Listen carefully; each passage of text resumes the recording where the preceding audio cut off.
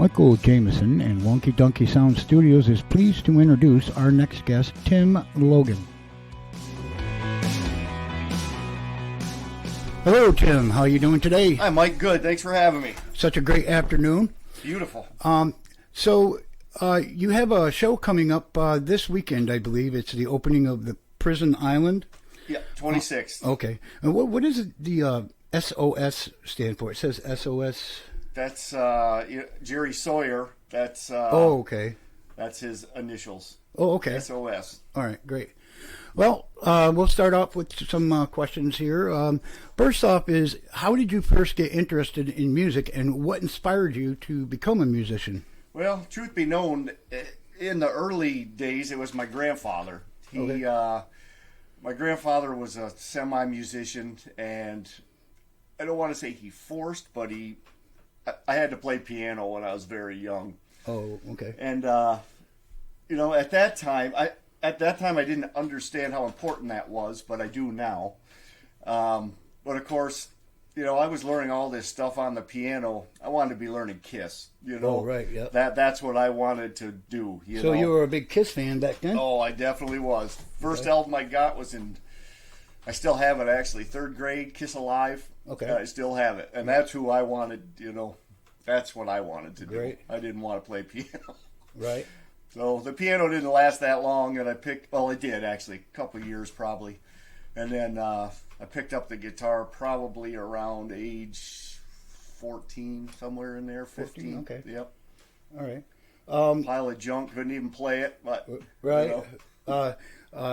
If you don't mind me asking, what kind of guitar was it back then? So the guitar I bought, and I wish I could tell you what it was, but back in those days you couldn't get instruments like you can today. Oh, I see. Yep. And it was some no-name, the strings were 2 inches off the fretboard. I didn't know how to play it anyhow, and I wish I still had it, but I don't. But yeah, it wasn't a very nice one. Oh, great. Yeah, I've owned I think my first electric was a Harmony, and you used to get those like out of Fingerhut and Sears and all that stuff. And the same thing, strings were a few inches off the fretboard. Of course, with modifications and all that stuff, it turned out to be all right. But I stuck with Ibanez after that. Can you tell us about your creative process when writing and recording music, like your originals? Mm-hmm. Like, what is your process? How do you create that? Well, I wish I could tell you where that came from. A lot of it comes just from me jamming in my garage. I'll just jam on something, and I'll tell you, most of the songs I've written have taken years to finally finish. You know what I mean? Okay. I'll write something, I'll record it, and then I'll put it on a shelf and forget about it. I'll give you a perfect example. My daughter just got married a year ago. Mm-hmm. And for the father-daughter dance, I wrote the song that we danced to. Oh, congratulations! Yeah. So I wrote the music for that song when my daughter was still in the womb. Oh, wow! So that's how long that is incredible. Uh-huh. That is incredible. And for the longest time, I called the song Jessie. That's my daughter's name. Uh-huh. And there were several milestones. I thought about finishing it, and so here we are, 26 years later, and. Right, so you would come up with like some sort of a melody first, and then lyrics? And then... Yeah, lyrics, I usually always write the music first. Lyrics for me are, I don't want to say they're tough, but I toil over them.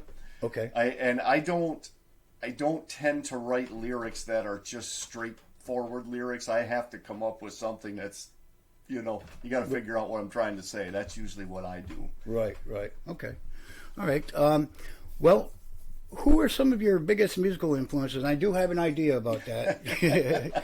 But who are some of your musical influences, and how have they impacted your work? Well, so Kiss, obviously, they were first and foremost. And then, of course, along came Eddie Van Halen. Yes. And you hear these stories a million times, but I will never forget the first time I heard Eruption. Neither will I. To me, because I was just learning how to play then, still am learning how to play, but for the life of me, the two-hand tapping part, that was unheard of back then, not like it is now. I, for the life of me, could not figure out how he could play that fast because I didn't know what that, there was no YouTube, there was no, you learned everything by ear back then. Yeah. Rewind, play. Rewind, play. You bet. So, obviously, Eddie has been, and I want to put it out there, I don't think Eddie is like the most technical player out there, but he is very tasteful, and I have, something has always drawn me to his playing. I totally don't know agree. what it is, but he was just so unique in his approach to the instrument that, here we are how many years later, and I still, I have a striped mailbox at my house, That's cool. All right. So what do you consider to be your biggest career achievements so far, in music? And what are your future goals as a musician? So the biggest thing that I have done as a musician is, I was afforded the opportunity to open for Leonard Skinner. I shared the stage with Leonard Skinner. My band shared the stage with Leonard Skinner. Yeah.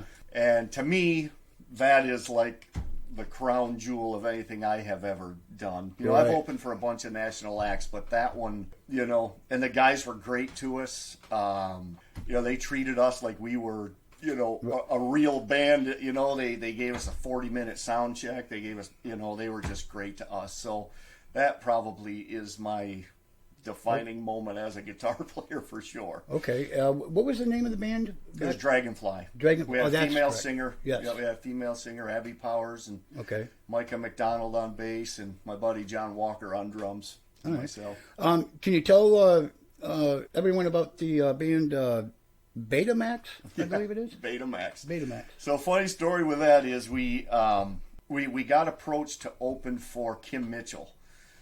And they were doing this big 80s like type spin-off to open for Kim Mitchell, right?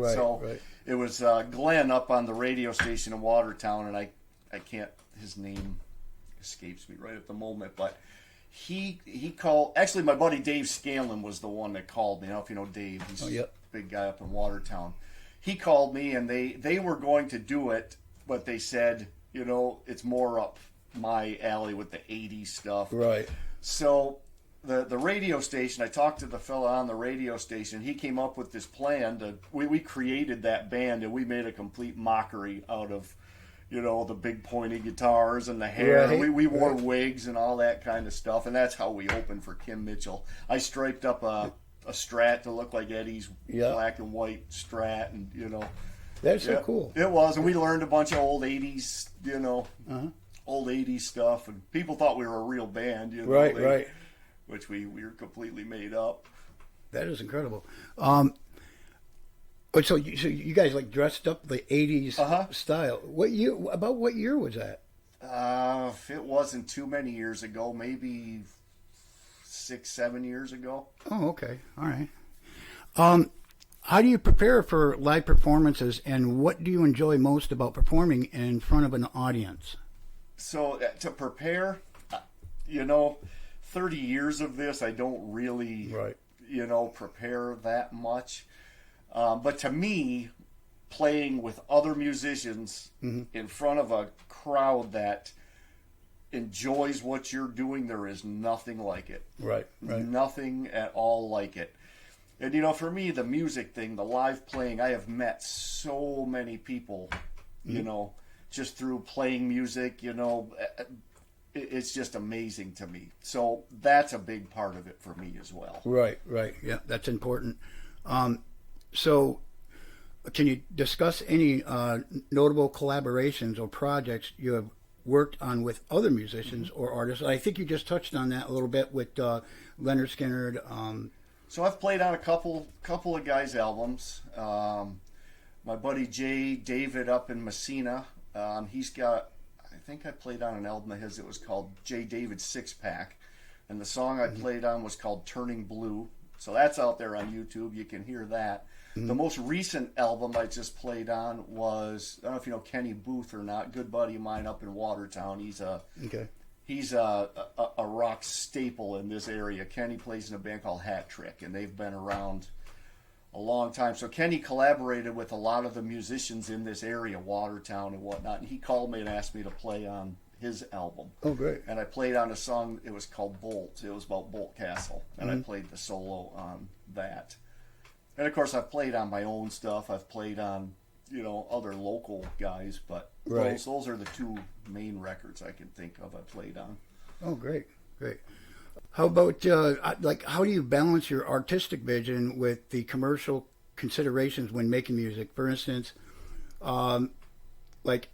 if you are writing your own songs, and let's say you get asked to do music or whatever in a studio, let's say a big time commercial studio. Now, what would your feeling be if they said, well, we kind of want something like for the girls, or we kind of want something that is political but not political? How do you view the big companies that try to industrialize it like that? Well, for me, I mean, I'm a rock guy. I always have been, always will be. I've ventured out a little bit to try to play like country. Or I can't. I don't have the feel for it. Right. So anything that I'm ever asked to play on, always is going to have that feel. It's always going to have the rock.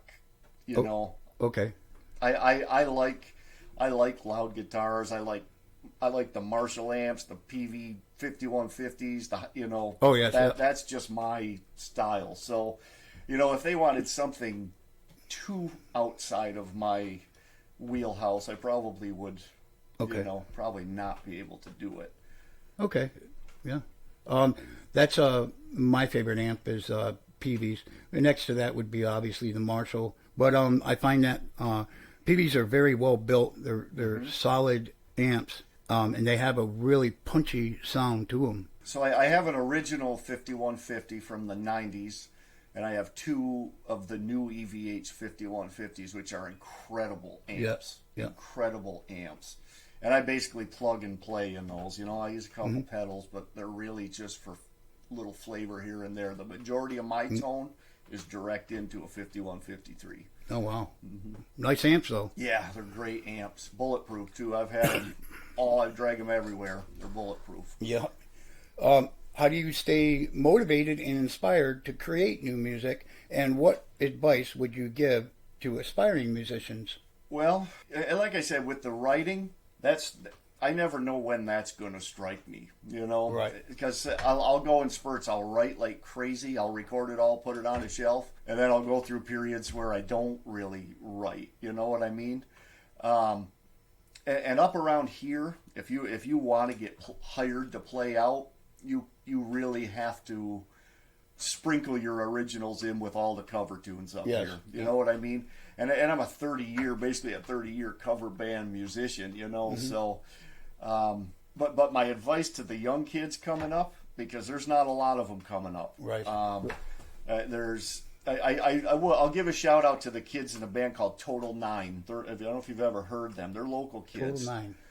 Local? Young. Yep, they're young kids. They're probably anywhere between 14 and I don't know how old the oldest one is, maybe 18, 17. Oh, and wow. So we've done a couple gigs with them. In fact, we're playing out at Doug's on June 3rd. We're doing a rock fest out there, 3 bands.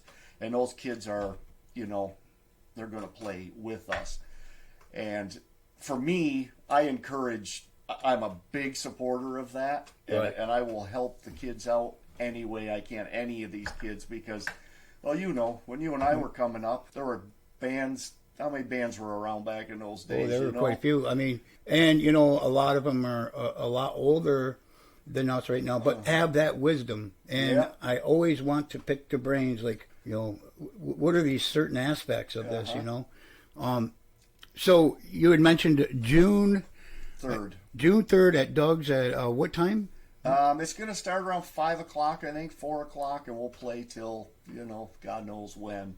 But the kids in Total Nine, they'll go on stage probably around 4 or 5 o'clock. Total Nine. Total Nine, they're called. They're local kids, and they're, for me, it's good to see that. Because, and I mean, one other thing I'll give a shout out to, I also play in a band called Kane, Kane, Kane. Yes. Yep. And so that band started over Kiss. That's all we played when we got together in the garage. We just played Kiss tunes.